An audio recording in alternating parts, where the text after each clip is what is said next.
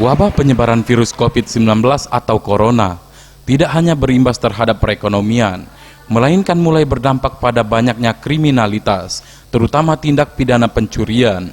Hal ini diungkapkan oleh Kapolda Sumsel Irjen Pol Eko Indra Heri.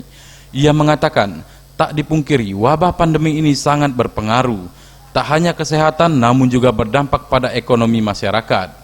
Menyikapi hal tersebut, ia meminta masyarakat untuk tidak lengah, meski di tengah pandemi COVID-19, serta pihaknya akan segera mengungkap kasus pencurian dan kekerasan yang terjadi pada korbannya, yakni seorang supir taksi online beberapa waktu lalu.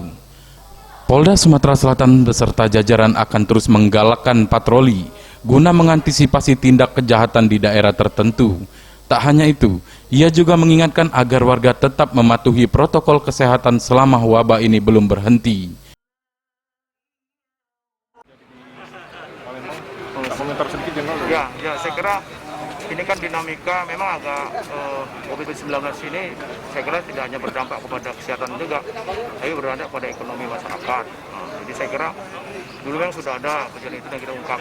Ini saya kira ini jadi PR kita untuk segera kita ungkap. Tapi memang saya kira teman-teman reserse luar biasa. Kasus-kasus 365, 363 itu hampir 90% itu terungkap semua. Kita doakan ya, mudah-mudahan ini segera kita terungkap. Tim Liputan Sriwijaya TV.